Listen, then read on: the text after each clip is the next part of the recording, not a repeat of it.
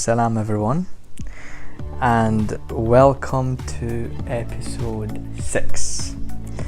This week I am joined once again by the beautiful, wonderful Sayyid Mohammedhassan Alsheraa, who I really enjoyed speaking to last time, and I had to message him again because there's a topic which, I'm going to be honest, I understand, but there are still so many questions which I'm struggling to understand, and that's the topic of temporary marriage known as Mutah marriage. So I hope, and I'm sure the side will clear many things up. I'm going to approach it from a neutral sort of person who doesn't know much about it, and I'm going to be quite, not negative, but I'm going to really challenge some of the ideas, because I'm sure that's where majority of people struggle and have these challenging let's say issues with it. So that's how I'm going to approach it, but it's a serious topic. Let's not, it's not a joke, or any questions I'm going to pose at the side, it's not a joke, it's a serious topic. It affects lots of people, but yeah, inshallah, after we finish we'll have a better understanding of it and a clearer picture of what temporary marriage actually is. First things first, Sayyid, Assalamu alaikum. Alaikum assalam wa rahmatullah. How are you? How's Shahr Ramadan with you so far? Alhamdulillah, so far so good. We're keeping going. Alhamdulillah, so far so good. Good. Okay, let's dive straight into the discussion. First things first, I thought we would start off by just defining the term, which is Mutah, or Mutah marriage, let's say. Over to you. Yeah, so I definitely agree. This is one of the more controversial subjects out there, and it's also one of the popular subjects that are thrown at the followers of Ahlul Bayt in accusation. You are the people of Ma'tam, Taqiyya, and finish the sentence, Mut'ah. And so you'll find that we're always on the defending end when it comes to these discussions, and we have to learn a thing or two about why it is we believe what we believe in order to not only respond, but to have confidence. Because at the end of the day, what is religion without confidence? If I don't really believe in my faith, what am I doing following it? Sure. Yeah. And that term faith is interesting because generally that's defined as the belief in something with the lack of evidence. No, I believe Islam is a way of life because I have evidence to provide and substantiate all my beliefs. Amongst them is this discussion of temporary marriage or mut'ah. Yeah. Now, the etymology of the word, as you asked, the root word is basically pleasure, or to satisfy one's desires. And we find its origins practiced during the life of the Holy Prophet, peace and blessings be upon him and his family. Nobody will deny that, from whatever school of thought you follow. This was a practice at the time of the Holy Prophet. However, the discussion is it an ongoing practice, or did it stop during the time of the Prophet, or at the time of the Khulafa, let's say, or not? And we are of the belief from the school of Ahlul Bayt that no, whatever is halal during the time of the Holy Prophet remains halal until the Day of Judgment. Halal Muhammad, halal ila yawm al-qiyamah, wa haramuhu haram ila yawm al-qiyamah. And therefore we take that stance. Other schools of thought, particularly our respected and dear, wonderful brothers and sisters from Ahlus Sunnah wal Jama'ah, will contest this idea that no, during the time of the second caliph, this was banned. And because it is banned, we have to abide by that legislation he put forth and continue with it. And this is our dispute on this subject right here, pretty much. I mean, you said that the word, let's say, the root word means pleasure. I mean, is it something that is clearly, for example, mentioned in Quran or Hadith? Because I guess we can talk about it all day, but most people will say, ultimately, is it something that's in the Quran, because that then gives it, proof that it's something that exists in the religion of Islam? It is both found in Quran and Hadith, authentic Quran and Hadith. As far as the Quran is concerned, then you get it in chapter 4, Surah An-Nisa, verse 24. فَمَا اسْتَمْتَعْتُمْ بِهِ مِنْهُنَّ فَآتُوهُنَّ أُجُورُهُنَّ فَرِيضًا. And after you have satisfied yourselves with women, then give them their compensation as an obligation.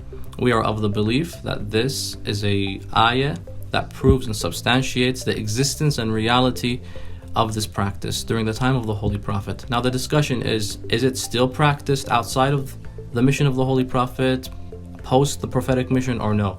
As far as hadiths are concerned, from our side and our dear brothers and sisters from Ahlus Sunnah's side, you find Sahih traditions. For example, if you want to look for Sahih Muslim, which is an authentic source, the authentic book of Muslim, the encyclopedia, you have the narration by Jabir bin Abdullah al-Ansari stating, "O Rasulullah, we are doing the expedition to Tabuk, Sure. and this was a time where they were trying to engage in conflict in self-defense with the Byzantine Empire who were threatening them, and they were far away from their spouses, or you have these young men unmarried, and they just asked Rasulullah, our desires, we need to fulfill them. And they asked him, can we actually castrate ourselves?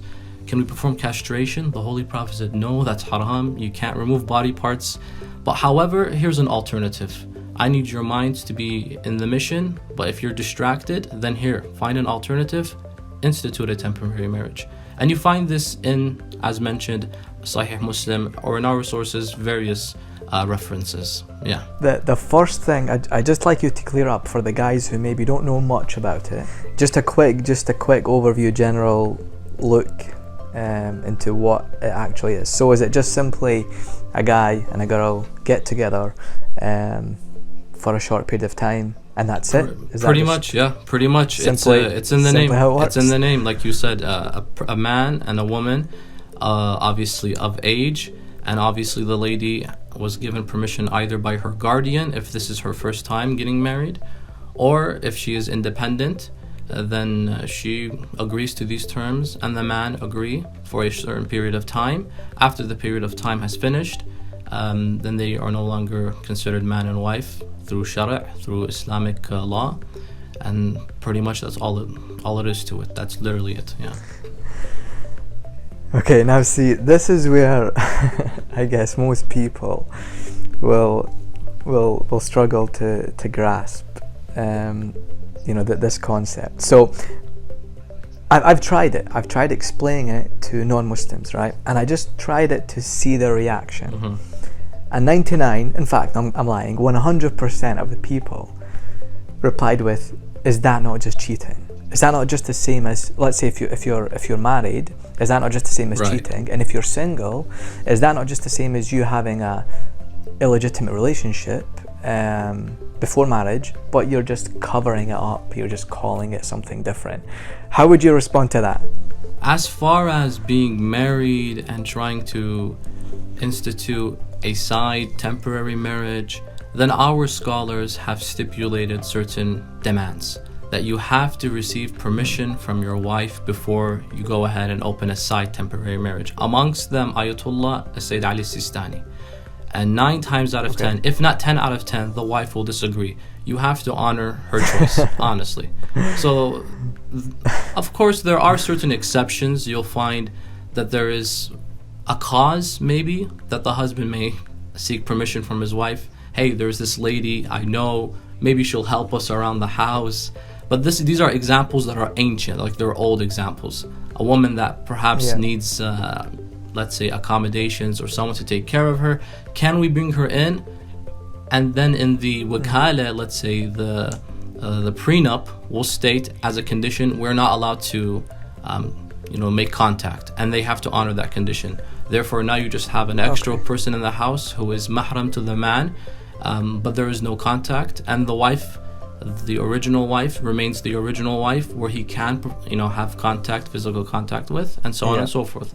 So there are some examples where you could find sort of a benefit for the society at one point. I believe this is still being practiced in Iraq in this fashion, where you have, in the back of my mind, I'm thinking about this businessman who sees these widows on the streets, especially after the issues with the crisis of terrorism and whatnot. We find all these widows, taking them in, to his home, but making an agreement in the prenup that we're not going to have physical contact, and we have to honor that agreement for a certain duration of time after you're up from your feet, and then you can live on yourself, the contract ends.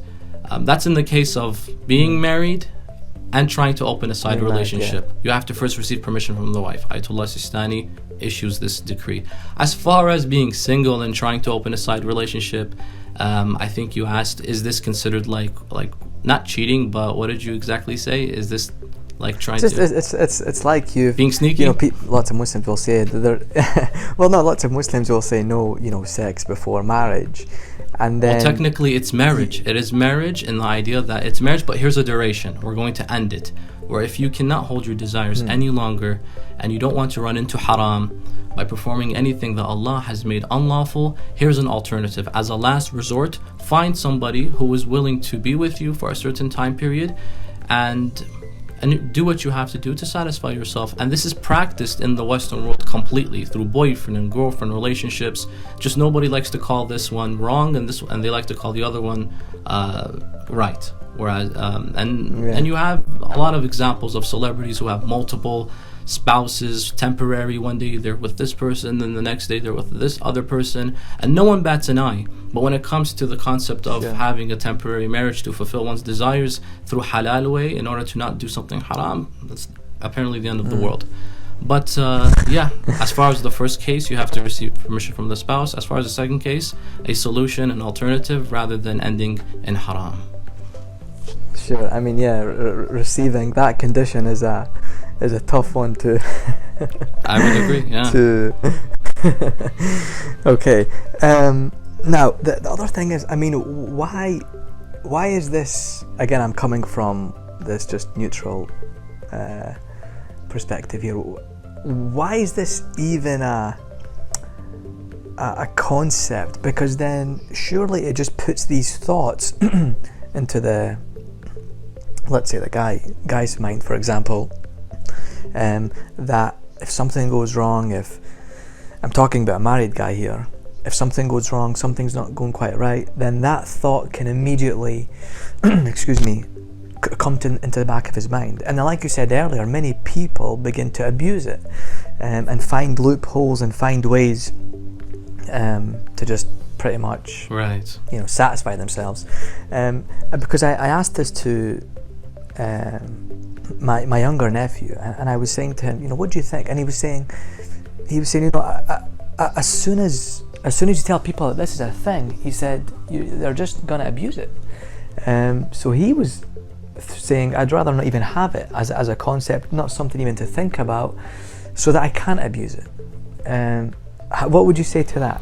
How would you respond to that? Yeah, like everything in life, whatever you abuse becomes detested.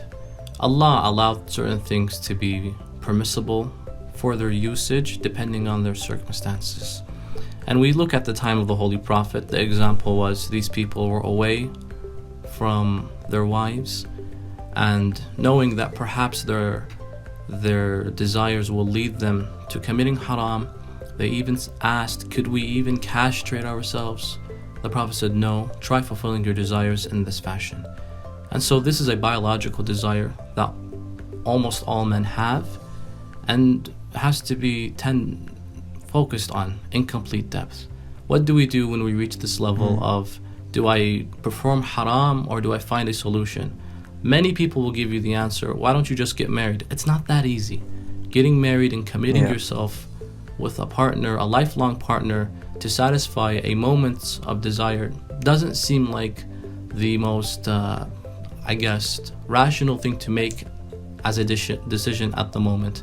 Whereas Islam, Ahlul Bayt provides an alternative. That if you want to fulfill your desires, here's what you can do. We're not going to subdue you. No, you have to hold on to it. No, you have to be patient. No, you just wait until you get married. Okay, what if I can't get married? What if there's no one available? What do I do? Do I just do haram? Do I just, like the companions would mention, castrate myself? What do I do? Honestly, I have an issue. Come and diagnose it. Here's a solution. Find a person that's willing and make this agreement. If the terms are set properly, then this can be fulfilled and you can satisfy your desires. because they are at the end of the day lustful desires, but biological desires. What do? Yeah. Is up to you, but do it halal. Okay, I get you. I respect that. Now, what if, right? Let's say the guy practices this with another girl, right? Let's just say, for example, many different girls. He practiced temporary marriage, and of course he's practicing. Let's say he's and get involved in sexual relationships with all these different girls, blah blah, and he's becoming much more experienced, or a lot more experienced. And let's say now he goes to get married, and he gets married to, let's say, a girl who's never been married before, never practiced Mutah marriage before. Another thing that my friends and I were discussing was, is that not going to put her under, let's say, a little bit of pressure, because he's going to be expecting all these things because he's been in and out of these temporary marriages, and she's not. And again, I'm just trying to just really challenge this, because this could happen. Sure. There are many, and it probably many has. guys. Yeah, sure. Yeah, many guys, like you said, earlier, that guys practice this, that you do this, young guys do this, and I'm thinking, well, how does that work then for the young girl who's like, okay, this guy's just been in and out, and I've never been with that guy. This is my first one, and he's gonna just be expecting all. I don't know. Yeah. All these. I think there are a few things to consider. That just knowing that here's a man who, rather than indulging in haram, at least found an alternative that was permissible. That's number one. Okay, good. I think that should give point. some assurance that, hey, this guy prioritizes his faith above all things, which is a good, achievement, you could call it, a good trait. Yeah. But as far as this person has been with multiple people, and now he is interested in being in a serious permanent relationship, by being in this permanent relationship, would that not throw him off because he's been in multiple temporary relationships? I think this is something that the man, would have to consider. Why did you decide to get into a permanent relationship in the first place? Was it to fulfill your desires? You've already been fulfilling them on the side anyhow. Sure. And at the end of the day, if you have a wife that fears Allah and you fear Allah together, that is a bigger satisfaction than fulfilling any desire. And who's to say that the person you decided to take on as a lifelong partner will not be able to fulfill your lustful desires? Sure. The idea that you've been with multiple people will turn you off when you have so much expectations from your first spouse. I think this is something that the man should have considered to begin with, that now I have to take this seriously. This is a partner who is leaving her home, let's say, to protect me, to be with me forever. I think that should be considered as the number one point above. This person won't give me happiness because I've been with other people. This is something that should be considered, and once it is considered, then I believe you'll find that the satisfaction of being with this individual far outweighs the satisfaction of trying to fulfill any lustful desire. Yeah, ahsant, really, really well said. And like we said at the start, this is a very serious thing, and this is a very serious, discussion to have, I guess, with yourself, especially if you're a young guy, and as to why you're getting into all these temporary marriages, and why you're even wanting to now all of a sudden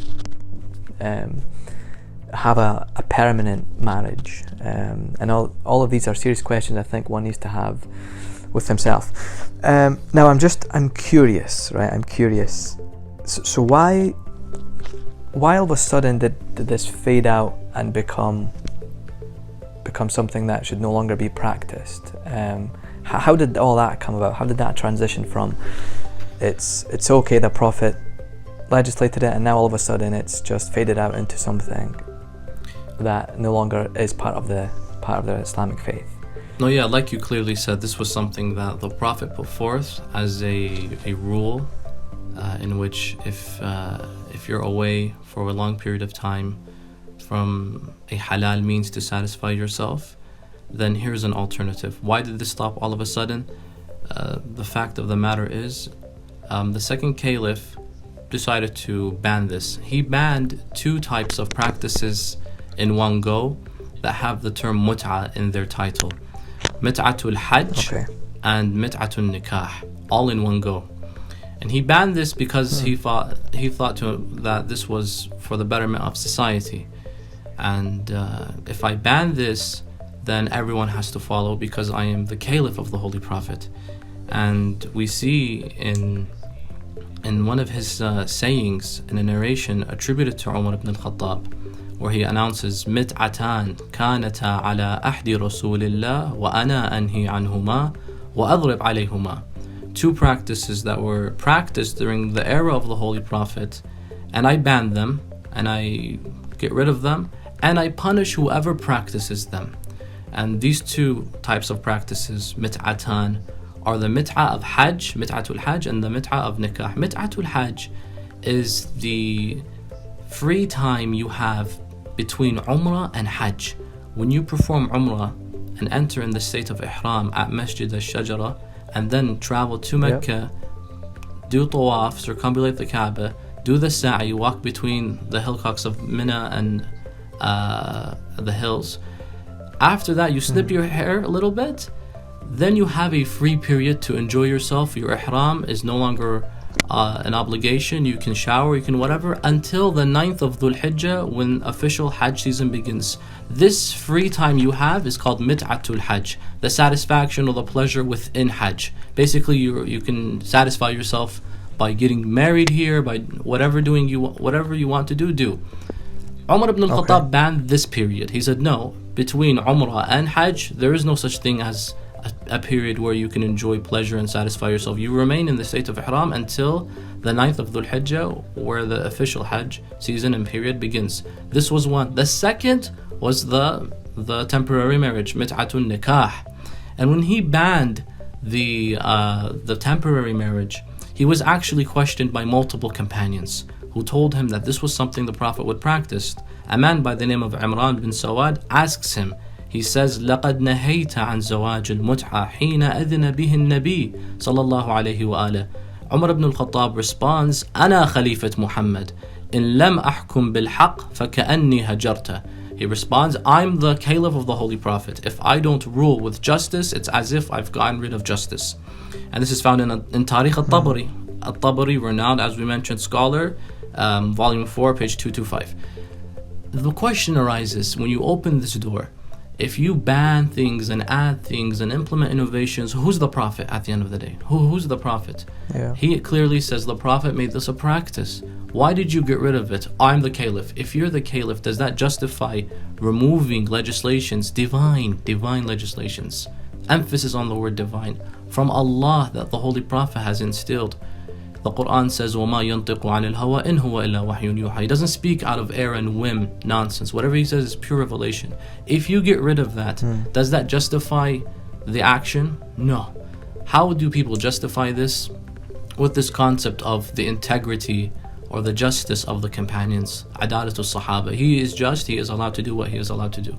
We contest this respectfully, and we say no, nobody has the right to ban something the Holy Prophet made lawful and permissible to fulfill a desire, to fulfill a biological innate desire that many people have, men and women have. I mean, the example was they were going to war and then they asked the Prophet, what do we do? He says, do this.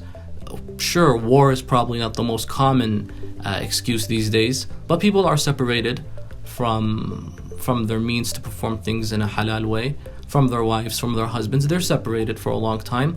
What do they do? What can they do? Islam provided solutions. However, we find that in this example, the second caliph was the reason as to why it was banned. And because it was banned, you find this taboo culture come. This was haram, don't do it anymore. Yeah. And many people like to attack those who do believe in it or even practice it as those with a very nasty or backwards way of thinking.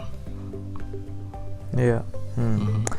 Interesting, yeah, and just again, as you were speaking, I'm thinking, well, you're right. I wonder if I'm guessing it would have definitely reduced the amount of, I guess, people committing adultery if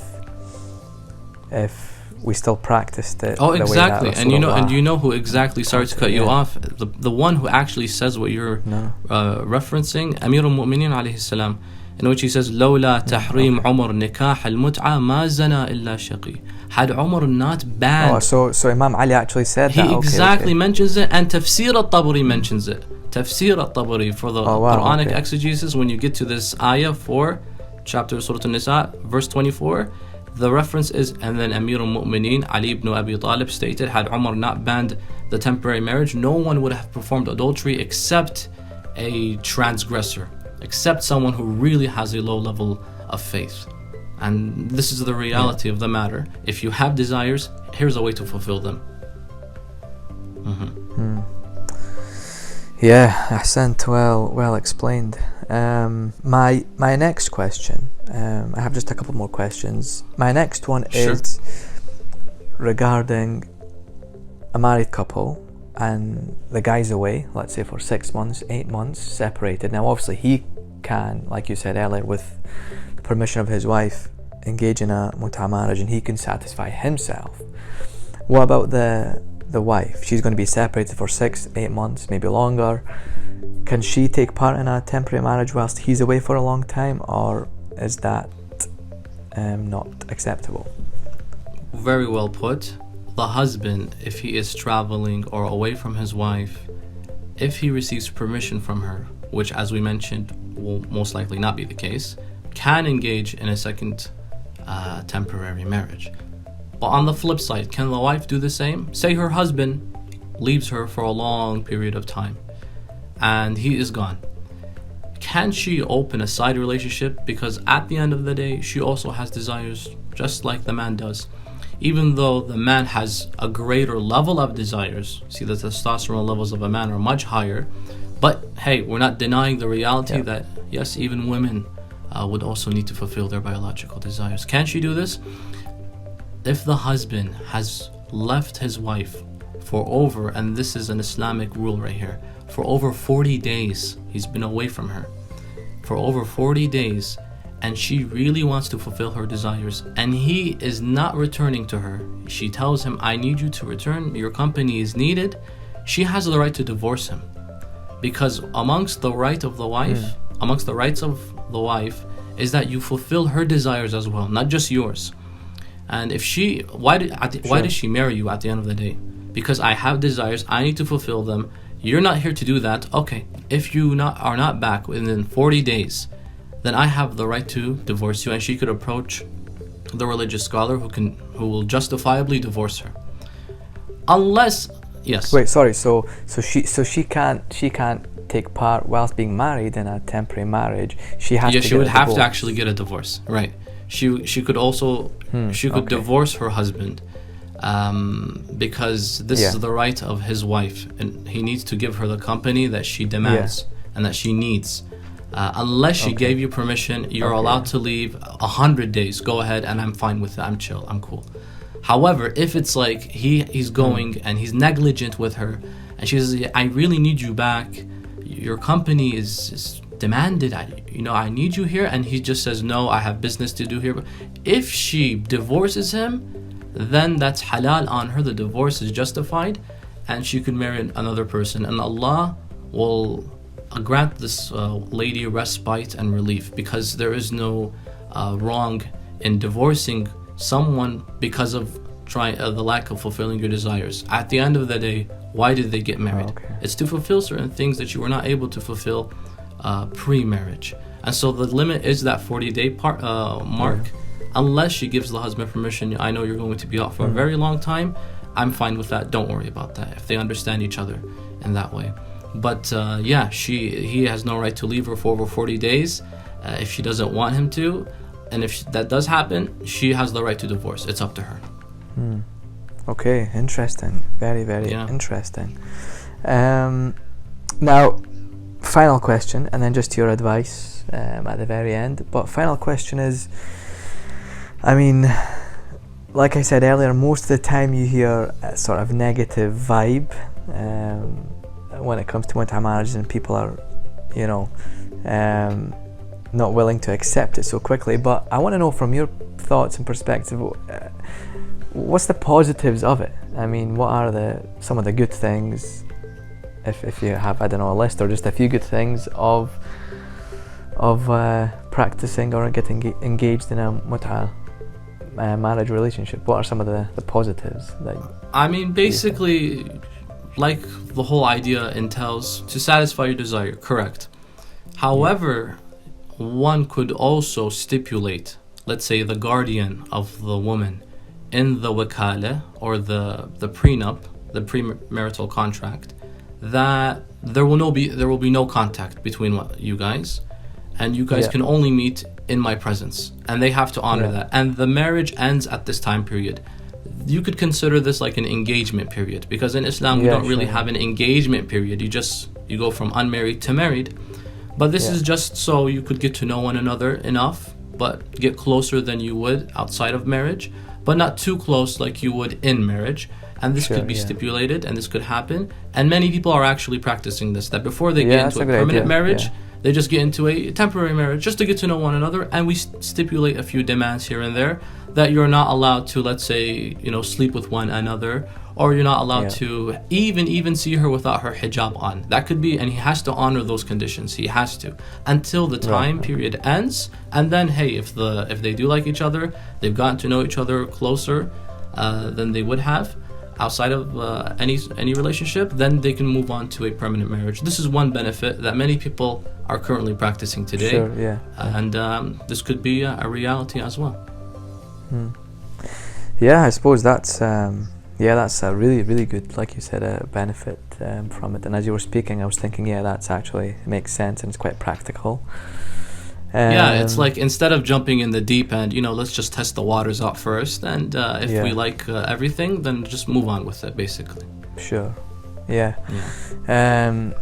Saeed, I said this to you last time, and I'll say it again. You're mashallah, filled with knowledge and wisdom, and I've learned so much just on this topic. And bro, it's Ramadan, you can't be lying or exaggerating. What are you doing? No, and there are so many more questions, and I'm sure people, inshallah, that the listeners and viewers will get in touch if they do have any other questions which we've not covered, we've not answered. Then direct message Insta Bayt on Instagram, and if we have enough questions, then I will ask and invite the Saeed again and see if he is available to answer all your questions. Of course, my pleasure. Just finally, but just some advice to young people when it comes to temporary marriage. I guess to all people, but especially young people. I think, exactly. I think that Allah subhanahu wa ta'ala has blessed us with many ways to achieve happiness and satisfaction. Sometimes it may end up the case that we reach a dead end and we find there's no way to satisfy my desires or fulfill them. If it reaches that point where you feel like that you can't achieve ultimate happiness, give it a second thought, give it a third thought, because at the end of the day, most people who tend to go into a temporary marriage have a hard time or struggle finding a permanent marriage. No one generally is happy knowing their spouse at one point slept with various people. You get what I mean? So I think a lot of these conditions or cases should be taken, as they say, with a grain of salt. Be cautious, and Allah subhanahu wa ta'ala will bless you with a spouse, a lifelong partner that will be with you through thick and thin.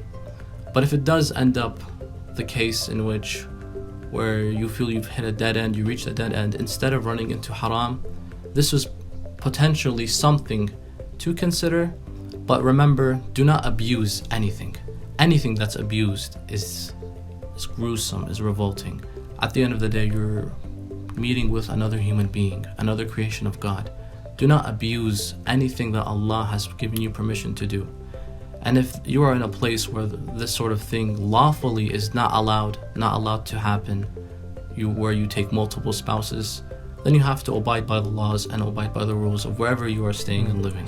Yeah. But remember, be cautious, be patient, and Allah subhanahu wa ta'ala will reward those who are submissive and patient at the end of the day, inshallah. Inshallah. Beautiful. Once again, dear Sayyid Mohammedhassan, and I hope and I'm sure all the listeners will benefit greatly from listening to your discussion, and yeah, inshallah, we look forward to listening to your questions, and feedback as always is crucial.